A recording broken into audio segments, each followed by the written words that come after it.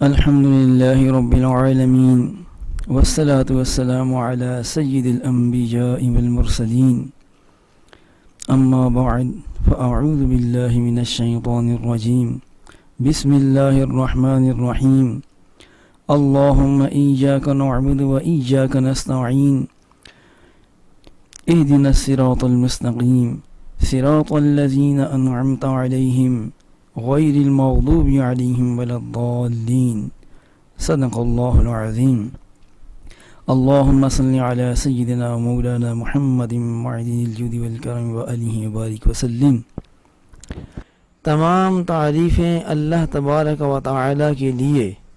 جو تمام جہانوں کا رب ہے، اور اس کے بعد بے شمار درود و سلام جناب محمد رسول اللہ صلی اللہ علیہ وسلم کی ذات اقدس پر، کہ جن کی تخلیق اور اس کائنات میں ظہور نے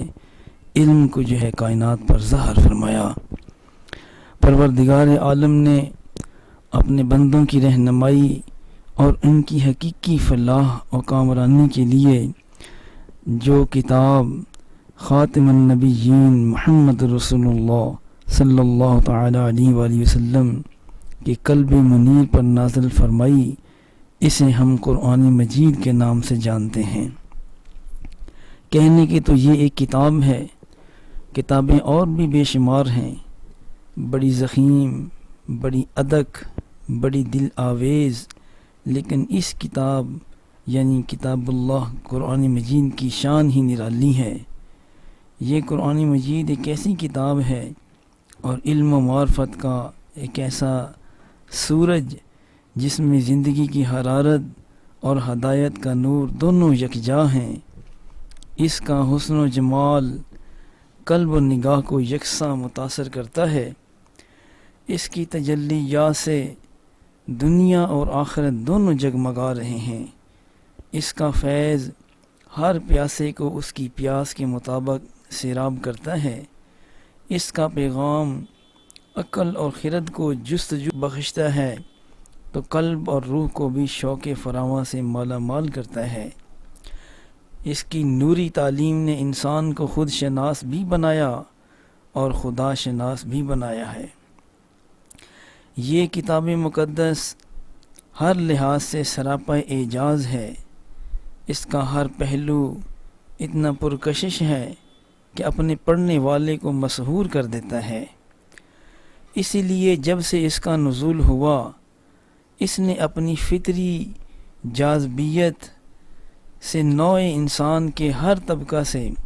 سنجیدہ اور اعلیٰ ترین عقل مند افراد کو اپنی جانب متوجہ کیا، اور اس میں قطعاً مبالغہ یا کوئی فرضی بات نہیں کہ قرآن مجید کے متعلق جتنا کچھ بھی آج تک لکھا گیا ہے اتنا دنیا کی کسی کتاب یا کسی موضوع پر نہیں لکھا گیا۔ لکھنے والوں میں اپنے بھی تھے اور بیگانے بھی تھے، محقق بھی تھے اور متعصب بھی تھے، ادیب بھی تھے اور فلسفی بھی تھے، عربی بھی تھے اور عجمی بھی تھے، شمع علم کے پروانے بھی تھے اور میخانہ عرفان کے متوالے بھی تھے۔ سب ہی نے اس کی خدمت کی، بلکہ سب ہی نے اس کی خدمت کر کے اپنا لیے وہ مقام پیدا کیا کہ قرآن مجید کی جس بندے نے بھی خدمت کی، قرآن مجید نے اس کو زمانے بھر میں باعث عزت و تکریم بنایا، اور لوگوں نے اس کی بھی خدمت کو اپنے لیے باعث عزت اور سعادت سمجھا۔ یہ قرآن مجید ایک ایسا نوری سمندر ہے، جس نے بھی خدمت کی، بہترین خدمت کی، کوشش کی، ہر ایک نے اپنی ہمت کے مطابق انمول موتیوں سے اپنی جھولیاں بھریں، لیکن اس کے معارف کے خزینے بھرے کے بھرے ہی رہے۔ اس کے اسرار اور رموز کے گنجینوں میں کوئی کمی نہ ہوئی۔ جنہوں نے اس گلستان معنی میں سفر کرتے کرتے عمریں گزاریں، انہوں میں سے کسی نے یہ دعویٰ نہیں آج تک کیا کہ ہم نے قرآن مجید کو کلی طور پر سمجھ لیا ہے یا ہم نے اس قرآن کی خدمت کا حق ادا کر دیا ہے۔ قرآن کی تلاوت کرنے والوں میں سے بھی کوئی دعویٰ نہیں کر سکتا کہ ہم نے اس کی تلاوت کا حق ادا کر دیا۔ حفظ کرنے والوں میں سے بھی کوئی آج تک دعویٰ نہیں کر سکا کہ ہم نے حفظ صحیح رکھنے کا کرنے کا حق ادا کیا۔ اس قرآن مجید کو تلاوت کرنے کا حق اگر صحیح ادا کر سکتا ہے تو یا پروردگار عالم خود کر سکتا ہے، تو یا وہ اس کے محبوب پیغمبر محمد مصطفیٰ صلی اللہ علیہ وسلم ادا کر سکتے ہیں۔ حضرات گرامی، اس میدان میں ابن جریر اور ابن کثیر جیسے محدث اور مؤرخ، زمخشری اور ابن حیان اندلسی جیسے ادیب اور نکتہ سنج، رازی اور بیضاوی جیسے متکلم اور فلسفی، ابو بکر حساس اور ابو عبداللہ اور قرطبی جیسے فقی اور مقنن رحمۃ اللہ علیہ مجمعین قرآن مجید کی عظمت اور جلال کے سامنے دم بخود اور سر بگریباں کھڑے ہیں۔ ہم جیسے کمزور بندوں کا ادھر رخ کرنا اور اس کا درس قرآن دینا، یہ بہت بڑی ایک باعث سعادت ہے۔ حضرت علی رضی اللہ تعالیٰ عنہ کے دور خلافت میں آپ کوفہ تشریف لائے تو بہت سے جاہل خطیب جو ہیں ممبروں پر خطابت کر رہے تھے۔ آپ نے ان تمام کو ممبروں سے اتارا اور ان کے ممبر ہی توڑ دیے اور فرمایا کہ اس ممبر کو ہی توڑ دو جس پر جاہل بیٹھ کر جو ہے وہ خطابت کریں۔ اسی طرح کرتے کرتے آپ ایک دن حضرت حسن بصری رحمۃ اللہ علیہ، ابھی انہوں نے حضرت علی سے فیض حاصل نہیں کیا تھا، یہ ان دنوں کی بات ہے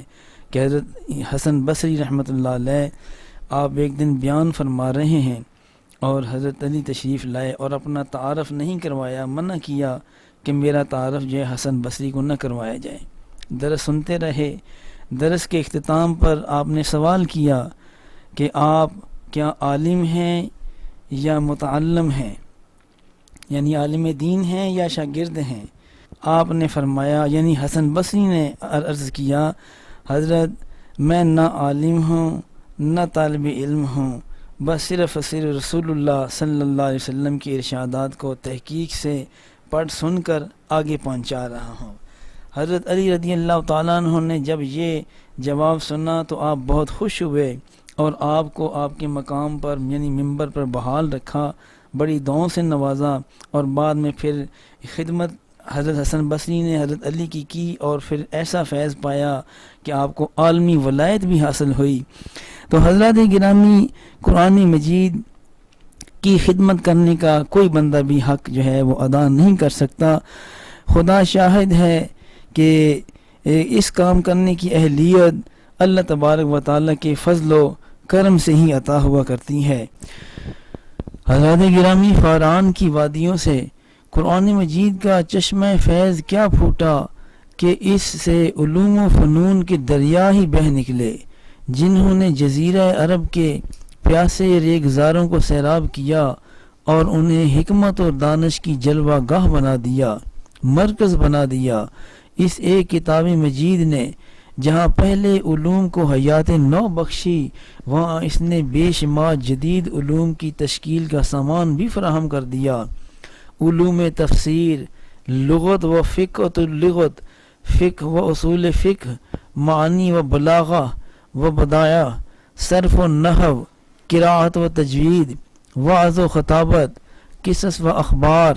امثال و حکایات، ان کے علاوہ اور کتنی کئی علوم ہیں جنہوں نے قرآن مجید کے سایہ میں جنم لیا اور اسی کے آغوش تربیت میں پروان چڑھے۔ اسی طرح قرآن مجید کے فیض سے دنیا کی سب سے جاہل ترین قوم علم و حکمت کے عظیم خزانوں کی مالک بلکہ خالق بن گئی۔ ہر عہد میں ملت اسلامیہ کے ذہین و فتین افراد نے، جو روشن دماغ بھی تھے اور روشن ضمیر بھی، اپنی ذاتی استطاعت، ذاتی صلاحیت و استعداد اور اپنے مخصوص ماحول کی ضروریات اور تقاضوں کے پیش نظر قرآن مجید کے ان خادم علوم میں سے کسی ایک کو منتخب کیا اور خدمت گزاری کا حق ادا کیا، اور اپنے اپنے موضوع پر ایسی زندہ جاوید تالیفات و تصنیفات کا ذخیرہ چھوڑا کہ جس کی روشنی سے دنیا بھر کے کتب خانے آج بھی چمک رہے ہیں۔ حضرات گرامی، قرآن مجید کا سب سے اہم پہلو یہ ہے کہ وہ کتاب ہدایت ہے،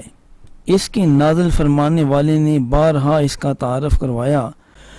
ھذا بیان للناس وہدی وموعظۃ للمتقین، یہ قرآن لوگوں کو بتاتا اور راہ دکھاتا اور پرہیزگاروں کو نصیحت ہے۔ آج ہمیں قرآن مجید کے اس پہلو پر زیادہ سے زیادہ توجہ دینی چاہیے، لیکن بدقسمتی دیکھنے میں ہے کہ آج قرآن مجید کا یہی پہلو جو ہے وہ متروک ہے اور چھوڑ دیا گیا ہے۔ قرآن مجید کا مقصد، اولین مقصد انسان کی اصلاح ہے۔ مسلسل تربیت سے انسان کے نفس امارہ کو نفس مطمئنہ بناتا ہے، وسواس کے غبار سے آئینہ دل کو صاف کر کے اسے انوار ربانی کی جلوہ گاہ بناتا ہے۔ یہ دل میں جو ہے تجلیات الہی کا نزول ہوتا ہے۔ انانیت و غرور، بری صفات کی بیخ کنی کر کے انسان کو اپنے مالک حقیقی کی اطاعت کا خوگر بناتا ہے۔ یہی کام سب سے اہم بھی ہے اور سب سے مشکل اور کٹھن بھی۔ قرآن مجید نے اسی اہم اور مشکل ترین کام کو سر انجام دیا۔ اس کا نور اتنا زبردست اور طاقتور ہے کہ یہ اپنا راستہ خود ہی بناتا چلا جاتا ہے اور انسان کے دلوں کی تسخیر اور ان کی جو ہے اصلاح ہوتی چلی جایا کرتی ہے۔ حضرات گرامی، یہ صرف باتیں ہی نہیں بلکہ ایک حقیقت ہے، زندہ جاوید حقیقت اور ناقابل انکار حقیقت کہ قرآن مجید کی ہدایت سے بگڑا ہوا انسان سدھرا اور سدھر کر ساری کائنات کے لیے اس مقام پر پہنچا کہ غور فرمائیے، حکمت الہی نے نزول قرآن کے لیے جس سرزمین کو منتخب کیا وہ عرب کا خطہ تھا۔ وہاں بسنے والے لوگ شکل و صورت میں تو انسان تھے لیکن انسانیت سے ان کا دور کا واسطہ بھی نہ تھا۔ کفر و شرک، فسق و فجور، ظلم و ستم، وحشت و بربریت، جہالت اور اجڑ پن، اس پر فقر و افلاس مستزاد۔ الغرض کون سا عیب تھا یا کون سی گمراہی تھی جو ان میں بدرجہ اتم موجود نہ تھی؟ اور دنیا نے دیکھا کہ قرآن مجید کی تاثیر اور صاحب قرآن یعنی رسول اللہ صلی اللہ علیہ وسلم کی برکت سے وہ کیا سے کیا بن گئے۔ اگر قرآن عرب کے اجڑ بدوؤں کو باعث عزت و شرف بنا سکتا ہے جو کہ ابجد خوان بھی نہ تھی، بزم علم و دانش کا صدر نشین بنا سکتا ہے، اگر حرم کعبہ میں 360 بتوں کی پوجا کرنے والی قوم کے دل میں معرفت الہی پیدا کر سکتا ہے، تو ہمارے صنم کدہ تصورات کو کیوں ریزہ ریزہ نہیں کر سکتا؟ ہمارے ظلمت خانہ حیات کو اس کی کرنی کیوں منور نہیں کر سکتی؟ خدا کی قسم، ہو سکتا ہے، سب کچھ ہو سکتا ہے، بشرطے کہ ہم قرآن کی ہدایت کو قبول کرنے کے لیے تیار ہوں اور ہمارا کاروان حیات اس شاہراہ ہدایت پر گامزن ہو جائے جو قرآن مجید نے ہمارے لیے تجویز کی ہے۔ اے درماندہ قوم، قرآن تمہیں عظمت اور عزت کی بلندیوں کی طرف آج بھی لے جا سکتا ہے بشرطے کہ تم اس کی قیادت قبول کر لو۔ اے اپنی قسمت برگشتہ پر آہ و فغاں کرنے والے نوجوانوں، دنیا کی امامت تمہاری متاع گمگشتہ ہے، تمہیں یہ واپس مل سکتی ہے اگر تمہیں اس کی واپسی کی تڑپ ہو۔ قرآن تمہیں واپس دلا سکتا ہے اگر تم اس کا حکم ماننے کے لیے تیار ہو۔ زندگی کی یہ ساری چہل پہل تقسیم کار کے باعث ہے۔ ایک ہی ملت کے مختلف افراد مختلف کام سر انجام دیتے ہیں، کسی کے ہاتھ میں حکمرانی کی باغ ڈور ہے، کوئی مجالس مشاورت کا رکن رکین ہے، کوئی تجارت و صنعت کو چار چاند لگا رہا ہے، کوئی شکم زمین سے رزق کے سر بموہر خزانے نکال کر ان کے ڈھیر لگا رہا ہے، کوئی واعظ و نصیحت کے منبر پر جلوہ افروز ہے، کوئی تعلیم و مسند کی مسند کو رونق بخشے ہے اور کوئی سجادہ فقر و درویشی پر تشریف فرما ہے۔ قوم کو مجموعی طور پر اصلاح یافتہ اسی وقت کہا جا سکتا ہے جب کہ اس کے تمام عناصر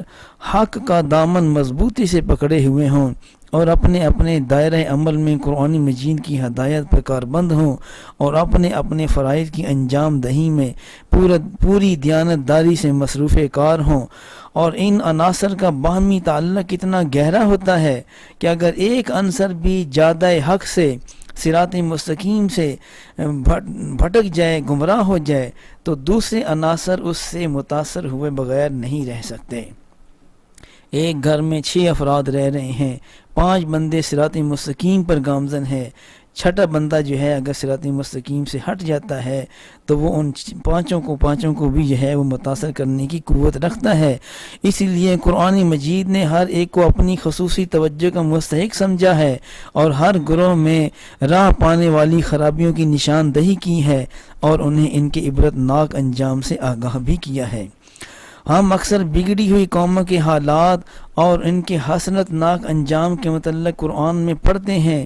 اور ایک لمحہ ٹھہرے بغیر آگے نکل جاتے ہیں۔ ہم یہ زحمت بہت کم گوارا کرتے ہیں کہ اپنے اعمال کا موازنہ ان برباد شدہ قوموں کے اعمال سے کریں اور یہ سوچیں کہ کہیں ہم بھی انہی نافرمانیوں کا شکار تو نہیں۔ اگر خدا نخواستہ ہیں تو اپنے انجام کی ہولناکیوں سے غافل کیوں ہیں؟ کیا ہم نے نہیں پڑھا کہ وَلَن تَجِدَ لِسُنَّتِ اللَّهِ تَبْدِيلًا، اور تم اللہ تبارک و تعالی کے طریقہ کار کو، دستور کو ہرگز بدلتا ہوا نہ پاؤ گے۔ ہاں جی، جو اللہ تعالیٰ کی طریقہ کار اور سنت چلی آ رہی ہے وہ جاری رہے گی۔ تو حضرات گرامی، میں اس درس قرآن میں کوشش کروں گا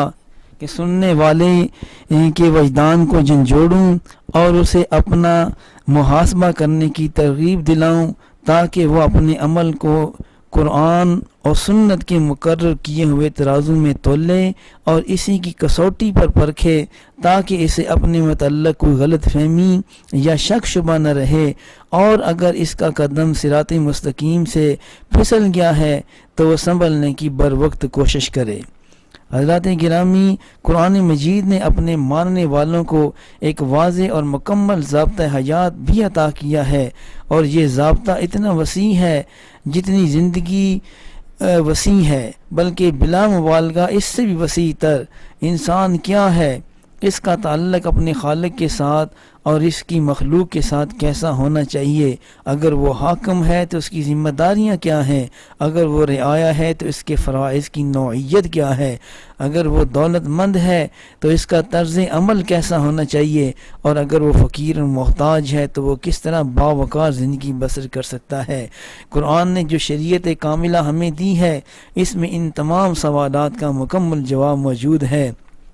مکمل ضابطہ حیات قرآن کو اسی لیے کہا گیا ہے، اس میں زندگی کے ہر پہلو کا مکمل جواب موجود ہے۔ اس لیے عبادات، سیاسیات، معاشیات، نظام اخلاق وغیرہ تمام امور کو شریعت نے اپنے دامن میں سمیٹا ہوا ہے۔ تو حضرات گرامی، درس قرآن مجید میں جہاں بھی یہ بحث آئے گی میں کوشش کروں گا کہ ان کو واضح طریقے سے جو ہے بیان کیا جائے تاکہ موجودہ انسان سمجھ سکے اور قبول بھی کر سکے۔ ایک بڑی نقصان دہ اور روحوں کو تکلیف دینے والی حقیقت بھی ہے کہ اس امت مصطفیٰ میں فرقہ واریت اور انتشار کا دروازہ بھی کھل گیا ہے، جسے وَاعْتَصِمُوا بِحَبْلِ اللَّهِ جَمِيعًا وَلَا تَفَرَّقُوا کہا گیا ہے۔ اللہ کی رسی کو مضبوطی سے پکڑے رہو اور تفرقے میں جہاں نہ پڑو۔ یہ امت بھی بعد خود غرض اور بدخواہ لوگوں کی ریشہ دوانیوں سے یہ ٹکڑوں میں بٹ کر جو ہے بکھر گئی ہے اور جذبات میں آئے دن تلخی اور کشیدگی بڑھتی جا رہی ہے۔ اس پراگندہ شیرازہ کو یکجا کرنے کا یہی طریقہ ہو سکتا ہے کہ انہیں قرآن مجید کی طرف بلایا جائے اور اس کی تعلیمات کو نہایت شائستہ، پرکشش اور دل نشین پیرایا میں بیان کیا جائے، پھر ان کی عقل سلیم کو اس میں غور و فکر کی دعوت دی جائے۔ ہمارا اتنا ہی فرض ہے اور ہمیں یہ فرض بڑی جو ہے شوق سے ادا کرنا چاہیے۔ اس کے بعد معاملہ ہمیں اللہ کی بارگاہ میں پیش کرنا چاہیے۔ وہ اللہ حی قیوم ہے جس کی بے شمار صفات ہیں، وہ چاہے تو انہیں ان شبہات اور غلط فہمیوں کی دلدل سے نکال کر راہ ہدایت پر چلنے کی توفیق عطا فرمائے کہ تمام ہدایت، تمام توفیق اللہ تبارک و تعالیٰ کی بارگاہ سے جو ہے وہ عطا ہوا کرتی ہے۔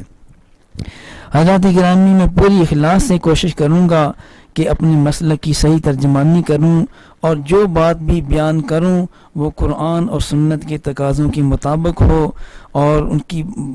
قرآن مجید کی آیات بینات، احادیث صحیحہ، علماء امت کے علماء حق کے ارشادات، اجماع صحابہ کے اعمال، اخبار، آثار سے ماخوذ ہو، تاکہ نادان دوستوں کی غلط امیسیوں یا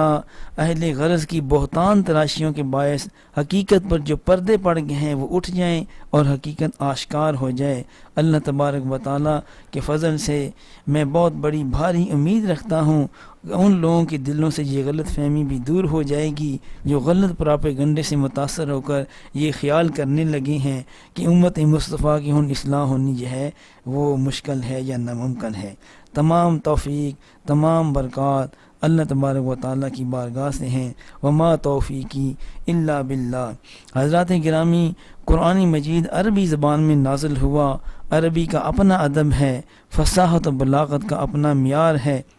اس کے اپنی مجازات، استعارات اور امثال ہیں، اس کے اپنے مفردات کے اشتقاق اور جملوں کی ترتیب کے الگ قواعد ہیں، اس کا دامن الفاظ کی کثرت سے معمور ہے، اور قواعد اشتقاق نے تو اس میں اتنی وسعت پیدا کر دی ہے کہ دنیا کی کوئی ترقی یافتہ زبان بھی اس کا مقابلہ نہیں کر سکتی۔ اس قرآن مجید کو، درس قرآن مجید کو صحیح طور پر سمجھنے کے لیے ضروری ہے کہ ہم عربی زبان سے بھی ربط پیدا کریں، اس کے قواعد و ضوابط سے اچھی طرح واقفیت پہنچائیں، اس کے اسلوب کو سمجھیں تاکہ کلمات کے آبگینہ میں حقیقت کی جو پاکیزگی جھلک رہی ہے اس کے سے لطف اندوز ہوں۔ حضرات گرامی، قرآن مجید اللہ تبارک و تعالیٰ نے رسول اللہ صلی اللہ علیہ وسلم کے دل پر نازل فرمایا،